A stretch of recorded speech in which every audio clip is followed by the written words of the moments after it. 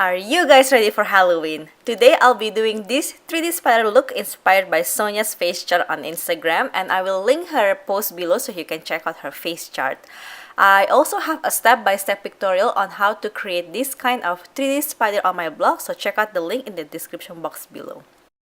Anyways, I'm starting out by applying foundation all over my face, and today I'm actually using NARS Velvet Matte Skin Tint since I want my skin to look a little bit more on the matte side than luminous.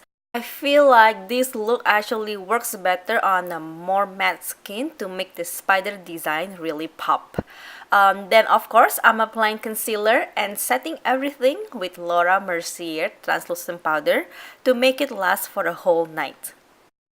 So right now, I'm just filling in my brows using a brow pen for a more natural look. But if you see the original face chart by Sonya, there is actually no brows in her design. So if you prefer, you can go ahead and block your eyebrows at this point. And to the eyes, I'm priming my eyelid using an eyeshadow primer. If you like, you can prime your eyes by applying a dark base since we'll be doing a smoky eyes anyways. After applying a base color, I'm just applying this matte black eyeshadow all over my eyelid. For this look, all of my eyeshadows are from Kat Von D SHADE+LIGHT eye palette. So just pack on that black eyeshadow on the lid using a shader brush. Since this is the body of the spider, I want these smoky eyes to have a more rounded shape than a wing shape. So just make sure your smoky eyes are a little bit more rounded on the outer area. I am also applying the same eyeshadow with the same brush along the lower lash line. Next, with a blending brush, I'm just applying a darker gray eyeshadow from the same palette on my crease and along the lower lash line just to blend out that edge a little bit more. I also added a bit more of the black eyeshadow on my eyelid just to keep that center area very dark. Then I line my waterline, tight line, and upper lash line using a black pencil liner. Now for the fun part, I'm actually using an angled eyebrow brush, and this one is MAC 266.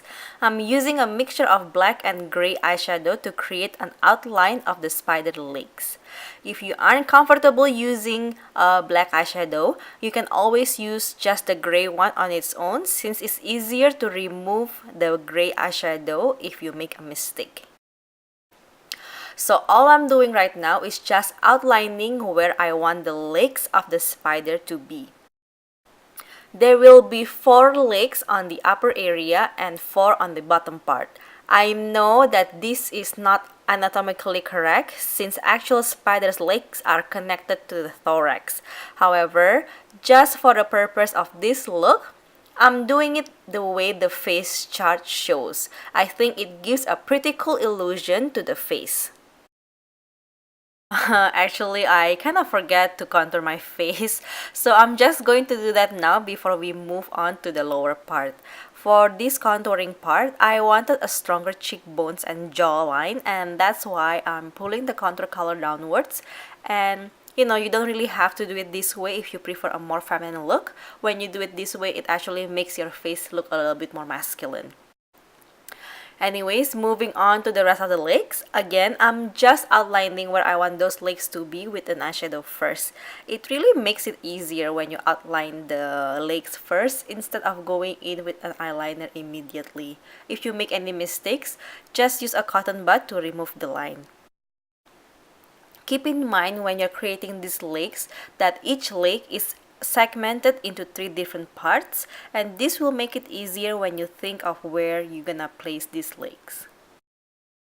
Now for the next part, I'm just using Kat Von D Trooper Tattoo Liner to go over the outlines and create a stronger, darker line for the legs. What you want to do at this point is to make the line a little bit bigger, almost like a sausage. You want the area where the joints meet to be a little bit more tapered, while the thigh area to be a little bit fatter. I think it's easier for you guys to see it when I'm doing the legs on my cheeks.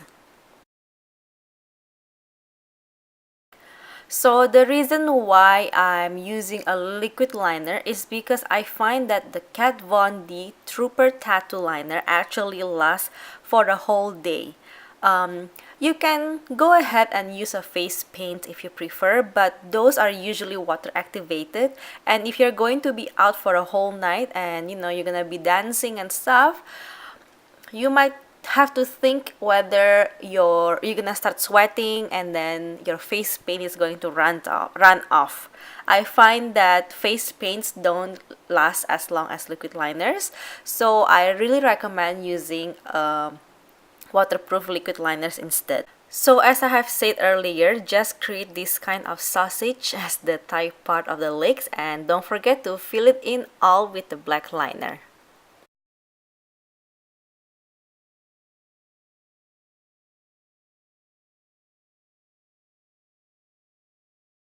Alright, now that all those legs are filled in with black liner, it's time to make them pop. All you have to do is create a thin line as the shadow for the legs. I achieved this by using the gray eyeshadow that I've used earlier and a MAC 209 brush. All I'm doing right now is creating a line going from my eye, and I'm connecting it to the tip of that spider leg. It's important that the shadow has to touch the tip of that leg to create an illusion that the legs are actually touching your face.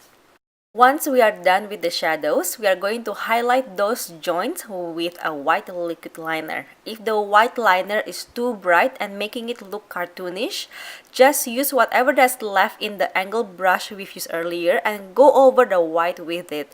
That will help to knock some of the white down.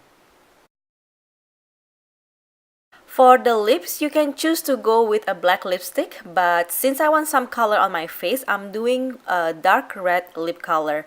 This one I'm using is actually Kat Von D Damned Everlasting Liquid Lipstick. Now going back to the face chart by Sonya, she actually creates these gorgeous glossy eyelids, but the issue with that is the eyeshadows are going to crease. So instead of using a gloss, I went ahead and applied some silver glitter on top of the black smoky eyes to create the shine. Anyways, I applied some mascara and add falsies to complete this look. I hope this tutorial is helpful for your Halloween makeup. Thanks for watching and have a wonderful scary Halloween!